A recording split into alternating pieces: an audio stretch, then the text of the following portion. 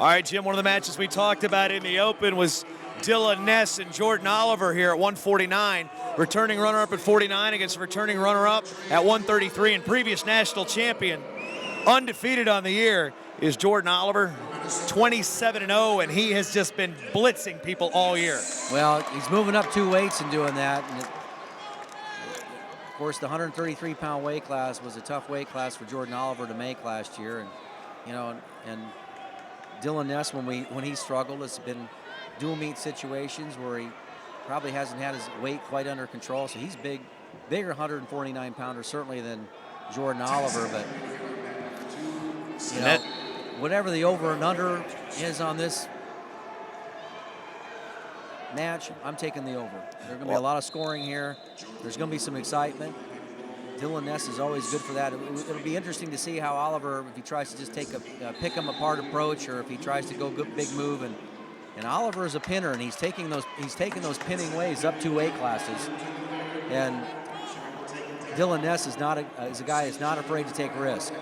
Yeah, usually the over-under on how many times Dylan Ness will put himself to his back during a match is like 6 or 7 times, and he'll do that, and he'll kick over and elevate you through, and you know, he's not afraid to put himself in danger to come out if he's going to come out and put himself in a position to put 6 on the board. But what he relies on to be able to do all those things is a high pace.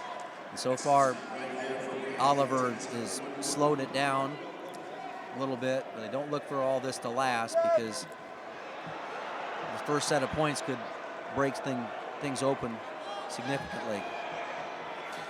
Halfway through the first, no score with Oliver and Ness. Number 1 ranked Jordan Oliver. Number 11, Dylan Ness. And you wonder why Ness is down 11. Well, he came back to dual meet action. Lost at the Southern Scuffle, defaulted out of the tournament, then had a major decision loss to Caleb Irvin of Illinois. Look at that. Nice work there on the straight-on double leg, and he was able to put his head in a favorable position. Wouldn't be surprised to see him come back to that in the center of the mat. Oh, nice low ankle.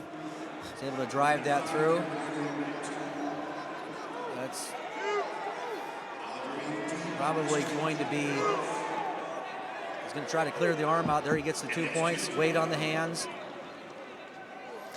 Oliver takes the 2-0 lead, 50 seconds to go here in period number 1 at 149 pounds. Again, these two wild here. I don't know what it's going to be, because I never can predict what Dylan Ness is going to do, but this is a situation where cross-face cradle coming here. That's he's got it locked up. Yeah, he's got it tight. And this is what Oliver's been going to and pinning a lot of people with this year. He's got it really, really tight. The wrestler like Ness, though, he might not want to go suicide on it. Yeah, this is where the length of Ness is really helpful. He's able to butterfly his ankles out like that, but able to get his arm through. And that's good work there by Ness. 10 to go. He comes back into the shot of his own. Short time and not a lot of real estate, because he's letting Jordan Oliver know he's in a physical match. Still got 1 second to go in the period.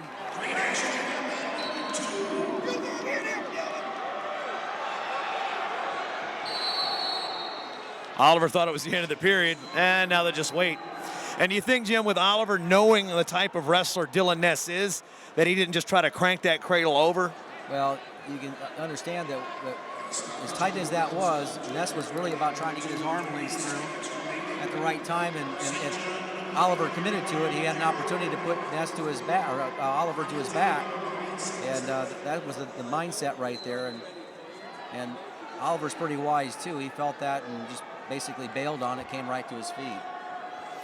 Ness, a lot of respect. Yeah, Ness up to his feet here on the restart. A little back trip by Oliver. A 2-1 lead.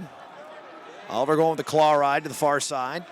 Ness tripoding back up, forward roll through, and uh-oh. There's the reversal, 2 for Ness. Well, just the standard escape wasn't good enough for Dylan Ness. He came around for the reversal. And reversals, particularly when you're on the road, those are game changers, okay? Now he changed the tempo of the match, start taking the riding time back the other way. Now you're going to test the heart of Jordan Oliver in this situation, and again, he puts himself in, as you mentioned earlier, risky situations. But he likes the risk reward. Big upset on the other mat, Derek St. John, who's got beat by the Missouri Tiger. Wow. Number 1 ranked 57-pounder just goes down. There's quick switch, sit out. 1 point escape for Oliver to tie it up. 1 minute to go here in the second period. Nice job by Oliver on the escape. Basically running to the edge of the mat right there, but then right at the last second, changing levels and hitting a switch type of motion, getting his hips out, clearing out, getting the 1 point. The motion towards the edge of the mat was basically to set up a good changeover technique. Well done. Oliver lowers his level. And we'll get a fresh start with 33 to go. Period number 2, you see Jason Ness now taking a seat in the corner, coaching his younger brother alongside Luke Becker.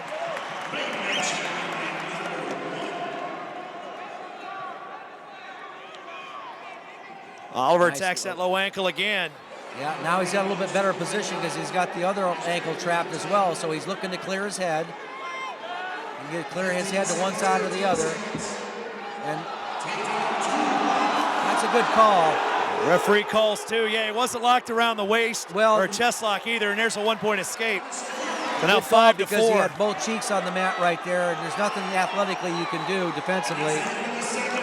You're laying on your, on your rear end on both cheeks. So nice takedown attempt. Good call. Crowd doesn't like it, but I think it's good. It's going to open up the match a little bit. Obviously 9 points in 5 minutes already. It's right now. Are we still at the under, Jim? Yeah, we're still at the under. Still at the under. About it, yeah. Still a lot of time. 2 minutes is a lot of time for both of these guys. 45 seconds of riding time for Oliver. Not a factor yet as Ness covers. Restart. Oliver up to his feet, or tries to get up to his feet. Ness with that spiral ride. And this is where Ness is very proficient. He's got a good tight waist ride there. Getting the length. Dylan Ness, he's able to get that half Nelson on. He's really trouble. All right. Knows how to carry his weight on his opponent, break him down. Riding time going the other way.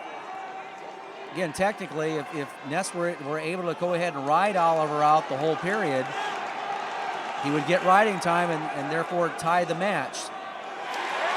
Ness gonna drag Oliver back in. Yeah. Oliver trying to get a fresh start. This is all about making an impression. Now you can do the math, 1:15 on the clock. Riding time is an absolute 0.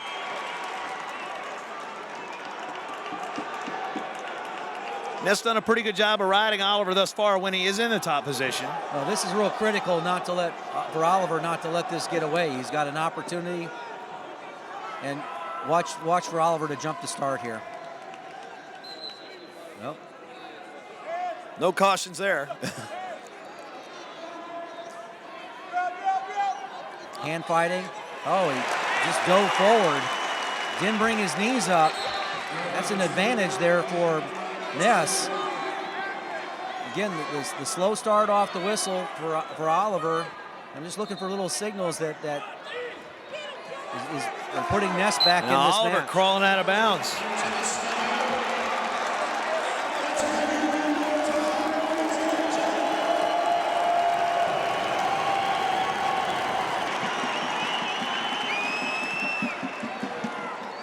Oliver crawling out of bounds, getting a fresh start. I think the fans here in Minnesota wanted a stall call. 5-4 lead for Oliver. He's in the bottom position. Riding time, 30 seconds and climbing for Ness. Oliver really getting a quick start off there. I mean, and why not? He's going to get a couple of free ones there. And Ness getting pretty high. This would be exciting here on the edge. Look for Oliver to go ahead and explode. He did. Nice job of following. Great job of following there by Ness. And that's taking a little bit of steam every time out. But it's not going to be enough just to get riding time. You have to secure to keep him down the whole time. And listen to this Minnesota crowd get into it. 24 seconds remaining, 51 seconds of advantage time for Ness. And this is really the first time Oliver's been challenged like this all season. He's been blowing people away. Forward roll through, and Oliver gets out. 6-4.